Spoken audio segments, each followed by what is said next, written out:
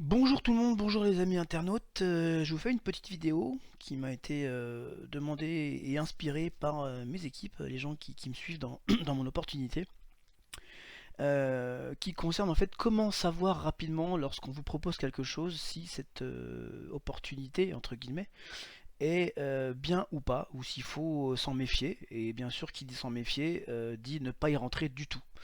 Mieux vaut rater une opportunité que rentrer dans une arnaque qui non seulement peut vous faire perdre de l'argent, mais en plus de ça, si vous souhaitez développer un jour une vraie société sérieuse et que vous avez déjà un historique, les gens savent que vous êtes déjà rentré dans des choses pas très glorieuse en tout cas, eh bien vous serez grillé, vous perdrez de la crédibilité pour la suite voilà, de vos recherches, de votre activité, et ça peut être très dommageable. Donc quelques petits trucs.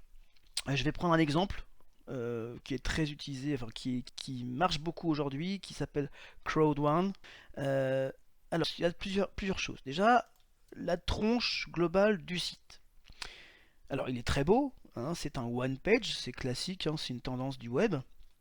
Faut pas regarder ça forcément. La beauté, n'importe qui peut très rapidement, même avec un outil aujourd'hui, on peut faire des sites très beaux très rapidement. Il faut regarder, il faut creuser un petit peu. Alors déjà, au niveau du contenu, le contenu, on a effectivement des belles images, on a des gros slogans, des belles couleurs.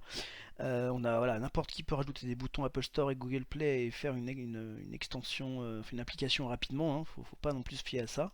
Faut vraiment regarder. Déjà, je vois pour opportunité sans fin. Bon, alors bon, en fait, ça veut dire gérer votre trade, couper les intermédiaires.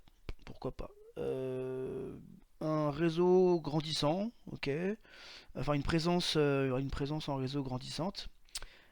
Sur tous les continents, certes. Truc de partenaire directement voilà, sécurisé.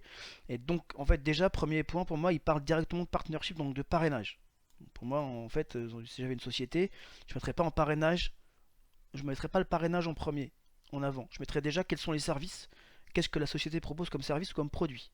Et là, pour l'instant, j'ai rien. Plus de pouvoir, plus de puissance, plus de pro. Super, ça me dit toujours pas ce que fait la société, ce qu'elle propose. Je vois vaguement ici un gros chiffre, hein, bien entendu, on appâte le client avec un gros chiffre, avec des super logos ici qui font fonctionnement. Voilà. Current pack, alors déjà on voit que ce sont des packs. Alors les packs pour du trading, voilà, je vous dis attention. Soit on investit ce qu'on veut, la somme qu'on veut, mais on ne me dit pas tu as un pack à 1000 euros, tu as un pack à 500 euros. Du trading, de l'investissement en bourse, en action, chacun investit ce qu'il veut, la somme qu'il veut. Il n'y a pas d'histoire de pack. Ça veut dire que derrière, on ne sait pas ce qui se passe avec l'argent. Voilà, globalement, gold, business et puis white, certainement. Donc des packs avec des couleurs et des trucs comme ça, moi déjà, ça, grosse alerte. Expérience. Voilà. Le mouvement de foule, parce que le crowd ça veut dire foule en anglais. Voilà. Ça introduit un généreux système. Je ne sais toujours pas ce qu'ils font. Et j'arrive en bas de la page. Donc j'ai plein de choses sur le parrainage sur des packs. Je ne sais absolument pas ce qu'ils font en détail. Bon, on va pas s'arrêter là. Allons voir autre chose. Bon, déjà, join, j'ai peut-être une adresse. Alors, j'ai effectivement, bien sûr, un formulaire, mais je vais aller plus loin. Termes et conditions. Termes et conditions. Encore une fois, termes et conditions. Voilà, j'arrive sur un document PDF. Voilà. Pas forcément de beau logo, tout est en blanc, gna gna gna comme ça, ok. Bon, a priori, ce sont des conditions générales de vente, etc. Donc, ça sont un peu toutes austères. Mais je peux aller voir effectivement, est-ce qu'il y a un numéro de téléphone, est-ce qu'il y a des adresses. Alors, j'ai vu tout à l'heure, rapidement, il y avait effectivement une adresse. Donc voilà, un des éléments à vérifier immédiatement, ce sont les adresses. Hop, je vais directement dans mes adresses. Hop, je vais taper là. Je vais me proposer Google Maps, certainement. Alors déjà, j'ai Crowd1. Alors ça, c'est bien, j'ai Crowd1. Ok, éventuellement, pourquoi pas. Je vais cliquer quand même dessus. Crowd1. Alors, vérifier les infos, etc. J'ai pas grand chose. Voilà, j'ai eu Crowd1. Voilà, c'est vraiment le b.a-ba, le minimum légal. Et la photo, pardon, mais elle a été prise par un touriste en fait qui passait là, qui a vu des bureaux. Il n'y a pas écrit Crowd One, donc ça veut dire potentiellement que c'est un immeuble de quelques étages avec des bureaux. Et n'importe qui peut louer un bureau ou mettre une boîte courrier, une boîte postale dans ses bureaux. Donc ça n'a absolument aucune preuve de son sérieux. Encore une fois, ça n'a absolument aucune preuve de sérieux. D'accord, je dirais même le contraire, vu la tronche. Une vraie société qui fait un site aussi beau que ça aurait certainement fait appel à un photographe professionnel pour faire une belle photo du bureau, de l'intérieur des bureaux, etc. Donc là, on a une vieille rue avec des voitures devant. Pour moi, ça veut dire clairement que c'est pas top. Ils n'ont pas mis les moyens pour faire une belle photo sur Maps. Ça veut dire que il n'y a pas grand monde en fait qui vérifie ces adresses sur Google Maps et pourtant c'est très intéressant. Donc ça pour moi négatif. Si un numéro de téléphone, je vais pas le faire devant vous mais j'en ai pas trouvé, appelez ou vérifiez si le numéro de téléphone existe. Souvent on fait une recherche numéro de téléphone sur Google et on voit attention ce site m'a envoyé des pubs ou ce site machin, et si on va, et souvent j'ai regardé aussi, on a deux personnes qui se plaignent de ce numéro de téléphone sur deux sociétés différentes. C'est-à-dire que c'est un numéro de téléphone qui n'est pas affecté à quelqu'un. Donc, fuyez. C'est encore un truc qui est pourri. Alors, sur le Crowd One, revenons, parce que quand même, on va regarder.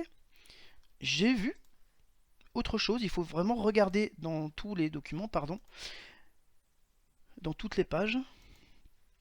Allez aussi dans la partie About Us, donc à propos, en français. Et là, qu'est-ce que je vois? Ah, a été acquis récemment par une société européenne. Parfait. Je prends le numéro de la société. Je copie le numéro de la société. Je vais sur mon petit site magique qui s'appelle Open Corporates. Ok.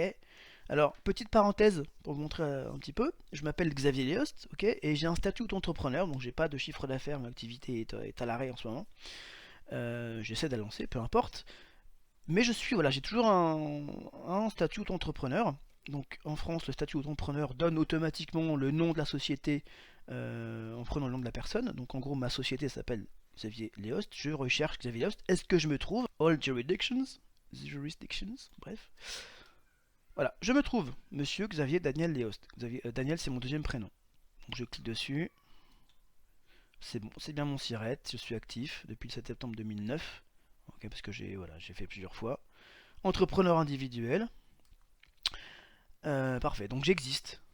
Ok, je suis là, ils me connaissent. Pour dire que voilà, au niveau notoriété, connaissance, je suis plus au plus bas, donc ils me connaissent quand même parce que voilà, ils récupèrent en fait toutes les données des sociétés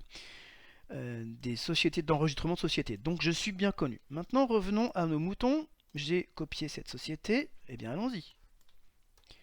Impact Crowd Technology. Go. Zéro compagnie. Cette société n'existe pas. C'est du vent. Donc moi clairement, là direct, je savais déjà avant, mais direct là, je n'y vais pas du tout. Je ne me risque même pas à rentrer dans cette société. Donc voilà. Alors un autre point concerne, on a vu là effectivement sur ce cas-là, l'image est pas belle. Il y a des fois des belles photos avec une belle façade et un logo. Ne vous y fiez pas non plus et je vais vous montrer pourquoi. Parce que j'ai eu quelques exemples ici, je vous montre. On a ici l'image d'un beau logo sur une belle façade. Donc on s'y perd, on s'y croirait, hein, sauf que bah, voilà, je vais vous montrer l'image d'après. Bah dis donc, ce serait pas les mêmes façades avec un logo différent. Ah bah dis donc encore le même avec Quellian, c'est pas mal ça aussi. Voilà.